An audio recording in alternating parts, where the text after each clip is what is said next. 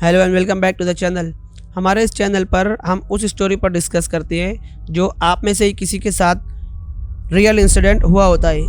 अगर आपके साथ भी इस तरीके के कोई हॉरर स्टोरी हुई हो तो आप हमारे नीचे दिए गए मेल बॉक्स में अपनी स्टोरी सबमिट कर सकते हैं ताकि नेक्स्ट स्टोरी आप पर बन सके। तो चलिए ज़्यादा वक्त ना गवाते हुए हम लोग अपनी आज की स्टोरी की तरफ बढ़ते हैं। हमें आज की स्टोरी हमारे एक लिसनर ने सबमिट की है। राजस्थान के किसी इलाके में रहा करते हैं, उनका नाम अशरफ है। तो चलिए वक्त ज़्यादा ना गवाते हुए उन्हीं की स्टोरी उन्हीं की ज़बानी सुनते हैं। हेलो, मैं अशरफ।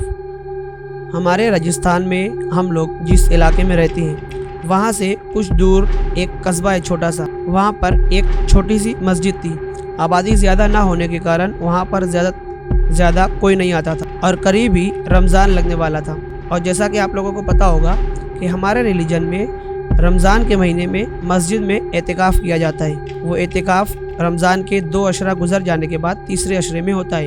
यानी कि आम ज़बान में आपको कहूँ तो 20 रोज़ा होने के बाद जो बाकी के 29 या 30 रोज़े बचते हैं उसमें हम लोगों को एतिकाफ़ करना होता है। मैंने अपनी फैमिली से कहा कि मुझे करीब ही उस मस्जिद में जाना है, क्योंकि वहाँ पर ज़्यादा आबादी ना होने के कारण कोई नमाज के लिए तो ज़्यादा आता नहीं, तो एतिकाफ़ में कोई कैसे बैठ सकता है। मैंने अपनी फैमिली से बात की, मुझे अपनी फैमिली से परमिशन मिल जाती है। मैंने अपने इस्तेमाल करने वाले सारी चीज़ें, कपड़ा, बैग और सोने के लिए ले लिया और उस मस्जिद की तरफ बढ़ता हूँ। मस्जिद वालों से हमने पहले ही बात कर ली थी कि इस साल इतिकाफ़ में इस मस्जिद में मैं बैठूँगा।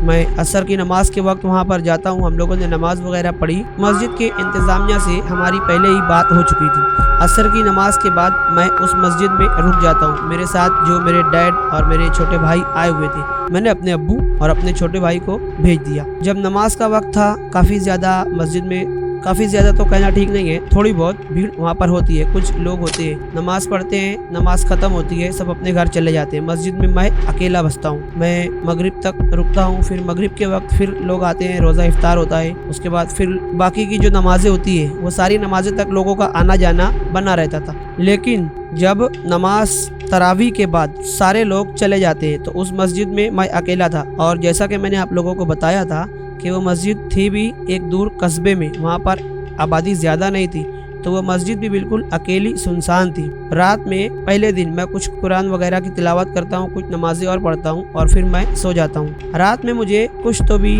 महसूस होता है कि शायद कोई इस मस्जिद में आया है, लेकिन मैं इतना इंटरेस्ट नहीं लेता हूँ कि मस्जिद है, हो सकता है शायद कोई आया होगा। 1-2 दिन मेरा इसी तरीके से गुजर जाता है। मुझे थोड़ा अकेलापन तो महसूस होता है, लेकिन मुझे वहाँ पर आने वाले 9 या 10 दिन तक रहना था। जब तीसरा दिन था मेरा, उस दिन रात में मैं तरावी की नमाज के बाद जब सब लोग चले जाते हैं तो मैंने मस्जिद को अंदर से बंद किया और एक कोने में अपना बिस्तर लगा के मैं सोने के लिए चला जाता हूँ। कुछ देर मैं तस्बीह वगैरह पढ़ता हूँ मस्जिद के अंदर और फिर मैं सो जाता हूँ। रात में करीब 2 से 3 बज रहा था। उस वक्त मुझे आवाज़ आई किसी के चलने की। मैंने सोचा कि शायद रात के इस वक्त कोई मस्जिद में इबादत के लिए आया होगा, लेकिन फिर मुझे याद आया कि मैंने तो मस्जिद को अंदर से बंद किया था, फिर कोई कैसे आ सकता है। मैं अपने बिस्तर से उठता हूँ तो पूरी मस्जिद में देखता हूँ, मुझे कोई भी नज़र नहीं आता।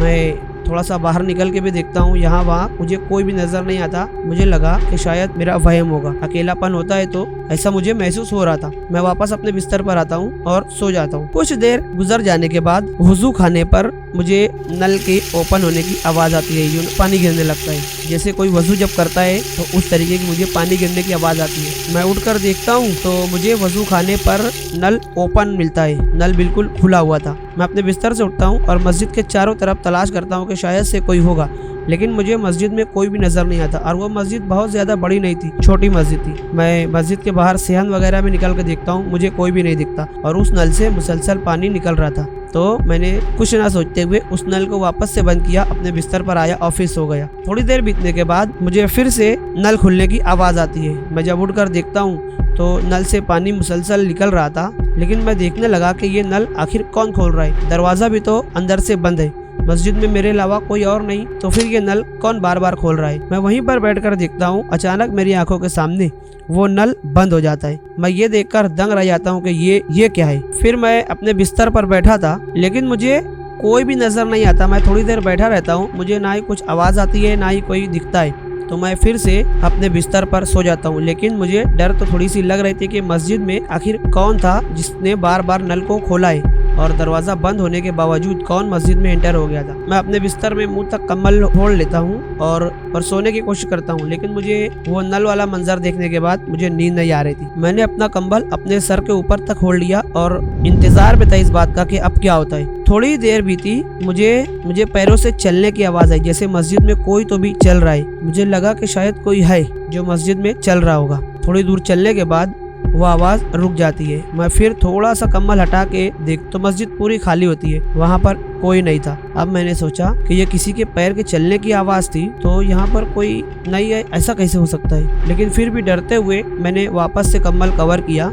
और इंतजार में था कि अब क्या होता है। लेकिन मैं आपको बताऊं, मैं उस मस्जिद में था, लेकिन फिर भी मुझे डर लग रही थी कि ये क्या हो सकता है। तभी मुझे आवाज सुनाई देने लगी, जैसे कोई मुंह ही मुंह कुछ पढ़ता हो, तो उस तरीके से आवाज आती है। लेकिन जब मैंने गौर से सुना तो हम लोग नमाज में जो कुछ पढ़ते हैं, मुझे वो सारी आवाजें आ रही थी। जिस तरह हम लोग रुकू करते हैं, फिर सजदे में जाते हैं। जब हम लोग सजदे में जाते हैं तो अपने घुटने वगैरह जमीन पर लगते हैं, उसकी थोड़ी सी साउंड क्रिएट होती है। उस तरीके की मुझे आवाज आने लगी। मुझे लगा कि कोई तो भी है जो नमाज पढ़ रहा है। मैंने सीधे कम्बल अपने ऊपर से हटाया और बिस्तर पर उठकर बैठ गया।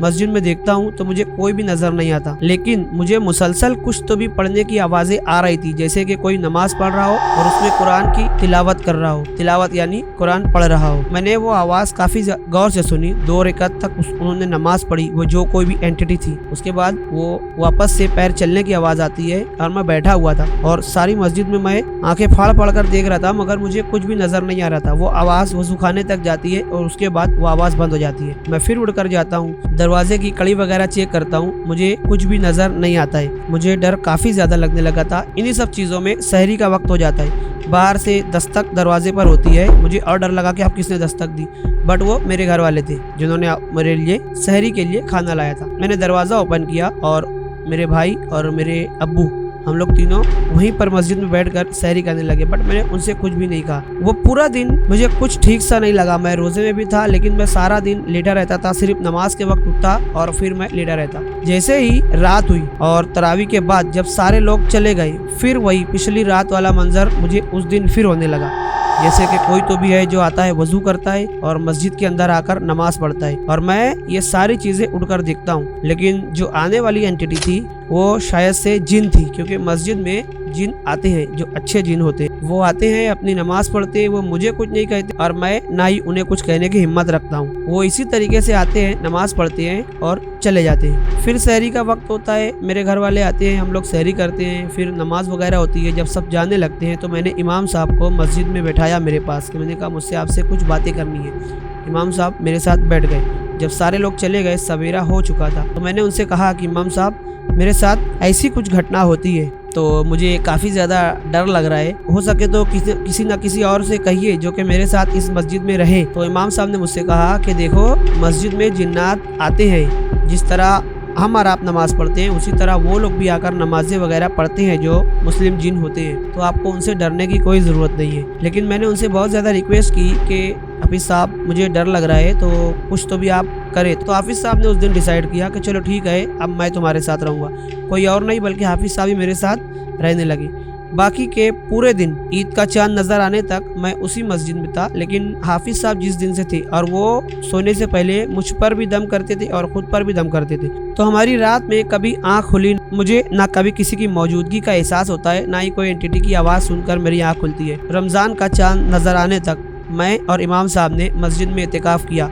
वो इतिकाफ़ पूरा हो जाता है और फिर चांद नज़र आता है, हम लोग अपने घर जाते हैं और ईद सेलिब्रेट करते हैं। तो ये थी वो स्टोरी जो मेरे साथ हुई। मैंने सोचा कि आप लोगों के साथ डिस्कस करूं। सो गाइज, ये स्टोरी हमारे एक लिसनर ने हमें सबमिट की थी। अगर आपके पास भी इस तरीके की कोई हॉरर स्टोरी होगी, लेकिन एक बात कह दूं कि AI स्टोरी नहीं, जो आपके साथ रियल में या आपके किसी रिलेटिव के साथ रियल में स्टोरी हुई होगी, तो वो आप हमें हमारे दिए गए Gmail ID पर सबमिट कर सकते हैं। मैं मिलता हूँ आपसे नेक्स्ट स्टोरी में, तब तक के लिए good bye and take care.